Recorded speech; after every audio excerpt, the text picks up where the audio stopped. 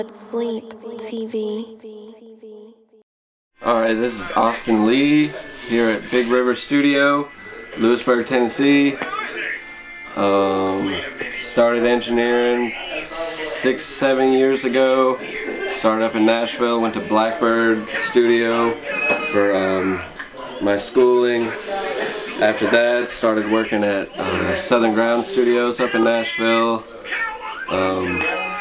Since then, I've been engineering all my own sessions, mixing and mastering for top clients all across the world. Let's see, built this. This is a brand new studio, actually. Built this over the past 3 months. Just been open 2-3 weeks now. Yeah, and we're here with Unstoppable. We're gonna have a great session. Raida, Uno, Vlone Kobe, JJ, Unstoppable. Have you worked with them before, Unstoppable?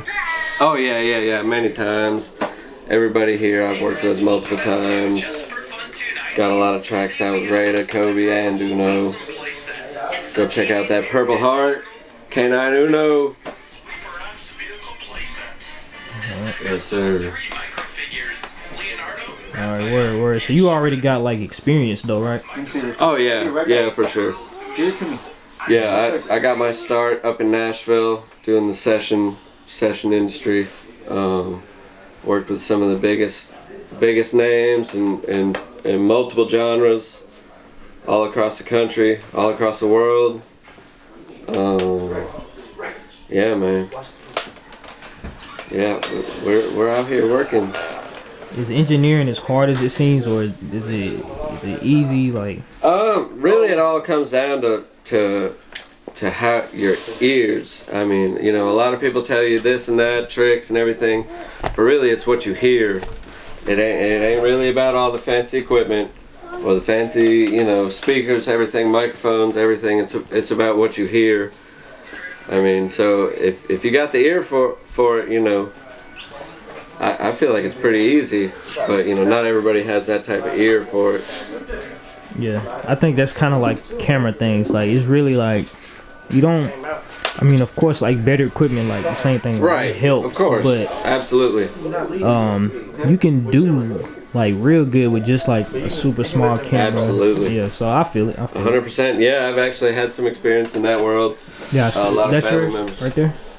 What's that? No, that's not mine. That's actually I can't remember. Somebody brought that in. No, that's not mine, but I've had experience in the whole photography world. Got a lot of family that does that professionally, and so yeah, a lot of it overlaps. It's surprising how much the music and photography, like the visuals, actually overlap.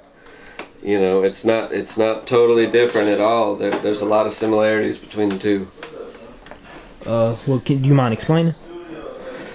So, like, I mean, of course, you know, like distortion, you know, all that, like it all starts with capturing a great sound, you know, so I take a high priority in having top of the line microphones and all that, because it all starts with that. And if you capture a great image or sound, usually 9 times out of 10 the end result is going to reflect how great you captured it. You know, sometimes, like, you know, if you get, just like photography or videos, if you get a bad take, you know, there's only so much you can do with that after the fact. You know, same with audio. You know, if you got the mic pretty too hot and you're clipping, or you know, your compressor's slamming too hard, I mean, you know, it reflects in the end result. But you know, yeah, and same with photography. You know, you gotta have the exposure time correct, you know, lighting perfect, all that. So there's a lot of similarities between the two.